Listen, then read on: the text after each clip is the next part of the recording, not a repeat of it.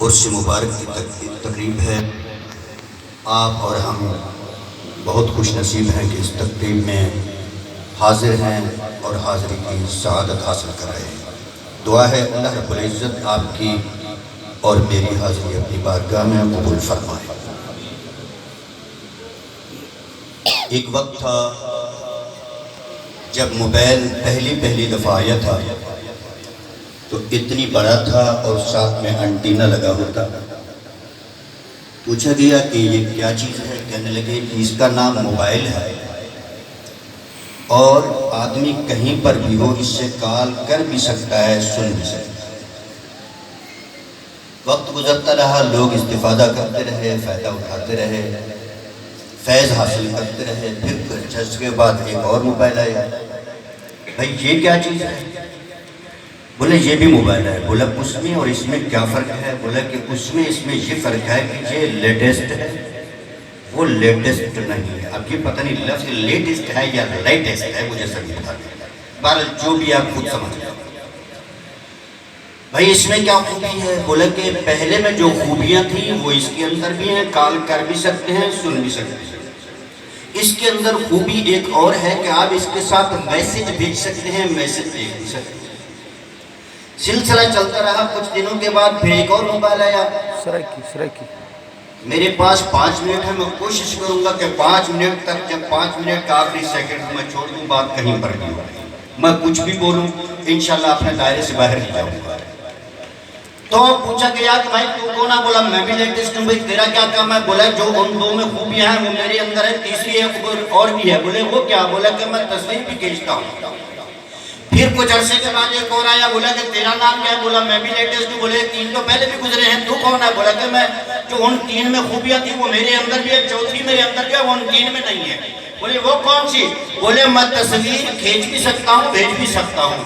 کچھ عرصے کے بعد ایک اور آیا، بولا تیرے کون ہے؟ بولا کہ میں بھی لیٹسٹ ہوں۔ بولے تیرے اندر کیا خوبی ہے؟ بولے جو 4 میں تھی وہ میرے اندر ساری ہیں، 5 بھی ایک اور ہے جو ان میں نہیں ہے۔ بولے وہ کیا ہے؟ بولا میں پکچر کے ساتھ ساتھ ویڈیو بھی بناتا ہوں، بھیج بھی سکتا ہوں۔ سلسلہ چلتا رہا، یہاں تک سلسلہ پہنچا کہ ایک ایسا آیا جس نے بتایا کہ میں ایسا لیٹسٹ ہوں، فیس بک بھی چلاتا ہوں، یوٹیوب بھی چلاتا ہوں، اس کے اندر میں انٹرنیٹ بھی چلاتا ہوں، اور دنیا کی ساری چیزیں جو پہلے سب میں تھی وہ بھی میرے اندر ہیں، جو میرے اندر اضافی ہیں وہ کسی میں نہیں تھی۔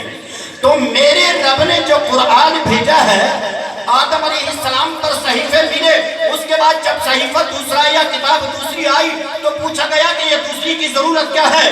تو بتایا گیا کہ جو پہلے میں جو کچھ تھا وہ اس میں ہے، اس کے اندر جو کچھ ہے وہ پہلے میں نہیں تھا۔ پھر دوسرا آیا تو پتا چلا کہ پہلے 2 کی جو خوبیاں تھی وہ اس میں ہیں، لیکن اس کے اندر جو اضافی ہیں وہ پہلے میں نہیں تھی۔ سلسلہ کتابوں کا چلتا رہا، تورات آ گئی، زبور آ گئی، انجیل آ گئی، اور جب آئی نا قرآن کی باری تو پوچھا گیا یہ کیا ہے؟ کہنے لگے یہ لیٹسٹ ہے، یہ اللہ کی کتاب ہے۔ بھئی یہ کیسے لیٹسٹ ہے؟ بولا اس کے اندر زبور کی خوبی بھی ہے، انجیل کی خوبی بھی ہے، تورات کی خوبی بھی ہے، صحائف کی خوبی بھی ہے، جو پہلی جتنی کتابیں گزری ہیں وہ ساری اس کے اندر موجود ہیں، لیکن اس کے اندر جو اضافی خوبیاں ہیں وہ کسی کتاب میں موجود نہیں تھی۔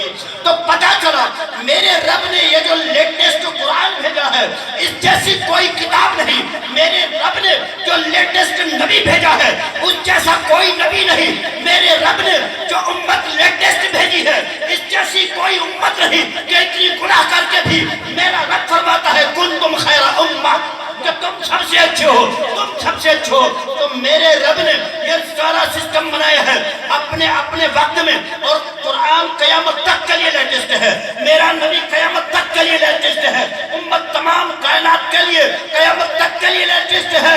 لیکن میرے استاد اپنے وقت میں مدرسے لیٹسٹ تھے، جو خوبیاں سارے لوگوں میں موجود تھی مدرسین میں تھی، وہ میرے استاد کے اندر بھی تھی، جو میرے استاد میں تھی وہ کسی میں۔ سبحان اللہ، واہ کیا بات ہے،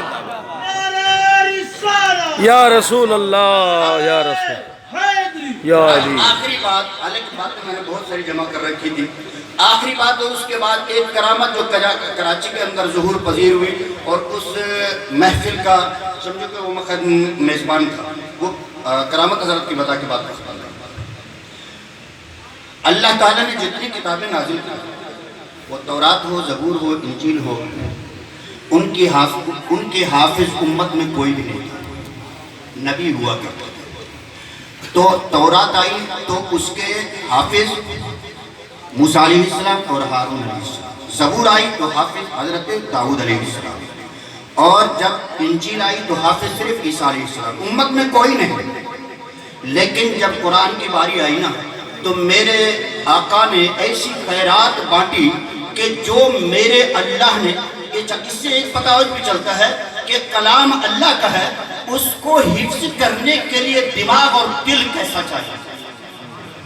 کلام اللہ کا ہے، بندہ اللہ کا ہے، لیکن اس کے لیے دل اور دماغ کیسا چاہیے کہ بندہ تو ایسا نہیں ہے، پہلے تیرا دماغ نبی جیسا ہو، تیرا دل نبی کی کوالٹی جیسا ہو، پھر تیرے دل کے اندر، تیرے دماغ کے اندر میرا کلام آئے گا۔